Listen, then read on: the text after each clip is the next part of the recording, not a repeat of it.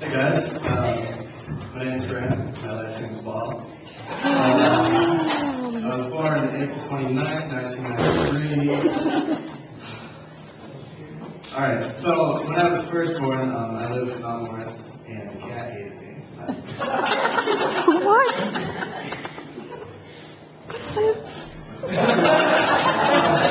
Alright, so yeah, I lived in Mount Morris, lived across from the church that I went to for most of my life.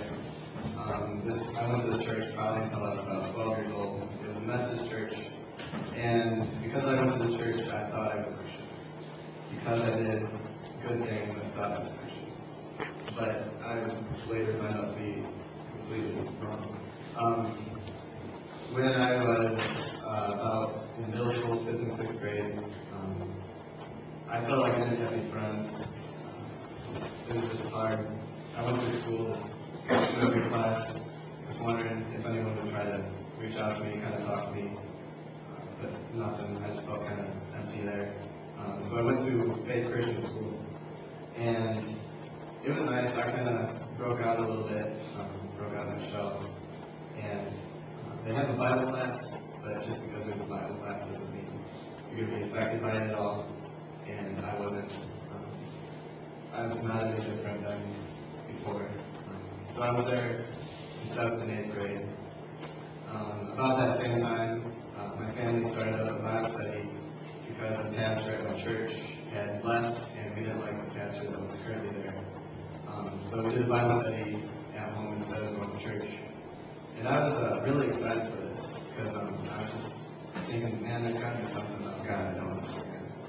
He's got to be much bigger. He's got to be. I just didn't understand why life was like it was and why I felt like God was like He was. So I tried really hard to pay attention at this Bible study. I remember for the first 2 years of it, I was really digging in and trying to figure stuff out for myself, but nothing ever clicked, and after a while I just kind of gave up. I stopped trying to seek out God through this study, and just really altogether, my relationship with God from this point for another couple of years was just empty. I would just go to Him for like a sorry prayer, just like, hey God, I'm sorry for doing this. That's about it.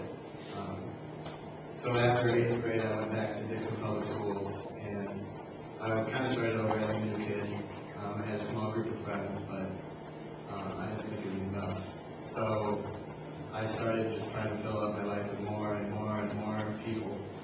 And by the time I was older, I had so many friends that I just didn't know what to do with all of them. I became one of the more popular guys in the school, but it still didn't feel right. I still had an emptiness inside of me. For some reason, this wasn't fulfilling what was missing. So because of this, I had times of depression all throughout high school. I don't think Caesar knew, but whoever went to school with me probably had no idea. The only one I told was my mom, and that was only once in a while.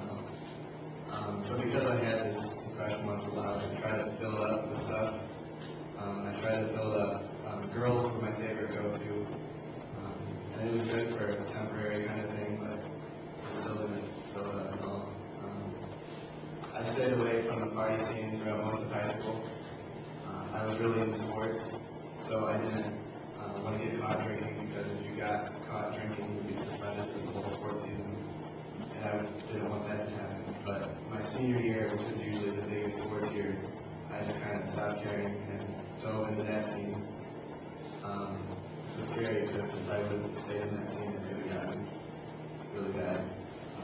So I was in that scene. I was doing the drinking. I was having fun with girls. I was still having depression here and there. And I was still trying to fill my life up with more and more people. And about a year and a half ago, not last summer, but the summer before it, I got an invitation to come to this camp, RRBC camp, and I fought it really hard. I did not want to come. I would ask the people to send me like huge text messages on why I should come to this camp and why it was so good. And multiple people did that, and they literally 7-page text messages. This place is awesome, we gotta come. I still fought it. I was not ready to come. But finally I did cave. But but not for the right reasons. I figured, sure, I'll come meet some more people, just fill up my life with more people, but I was about to be blown away and I had no idea. So this is my senior year, and it's the very last possible year I can come to this camp, because if I'm another year older, you're too old. So it's crazy because I've lived next to this place I've lived next to this place for 19 years. I live 24 miles away, except for the first 9 months. But I think if I would have come earlier, it would have just been another go through the motions kind of thing, another I'm just going to church just to go.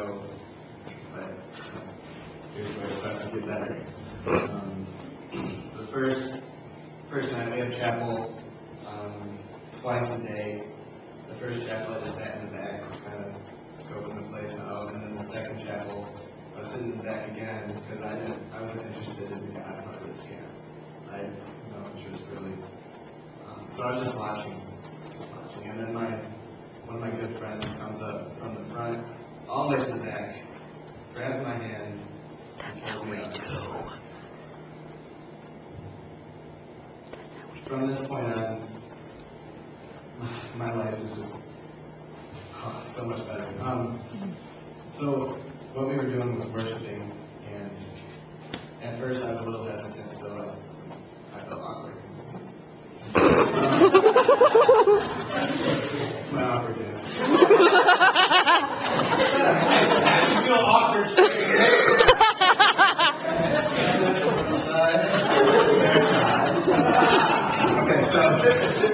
So I started singing to this guy that I didn't have a relationship with. And this emptiness that I had inside me started to fill up. And the more I reached out to God, the more my emptiness filled up. Before I knew it, near the end of the week, I was completely surrendered to God. Just flat out. It just blows me away. Like, I can't explain what happened because it's so big and so supernatural. I can't really put words to it because it was just a disgrace. And I can't explain all the events at camp because everything just kind of mingled together and just helped me develop my relationship with God. And going home, I knew something was different about me, but I couldn't really put a finger on it. I knew God had completely just changed my life and that He had developed a relationship with me. And what He did was He saw the girls and drinking and everything else, and He just pushed that aside and filled me up with Himself. Just amazing. So like I said, I was kind of a little lost after this camp because I didn't really understand what had happened. I just know that God had taken over my life. So I went to this Thursday night Bible study in Sterling. Nathan Kruger invited me to it. And there they were having a testimony sharing night, kind of like what we're doing right now. And they said they were going to do it like once every other month, and they would do it pretty consistently, but they haven't done it since. But it's okay, sorry. So I went to this, and the question was asked if anything big happened in your life within the last month, and I just said it happened to be a month since I was saved.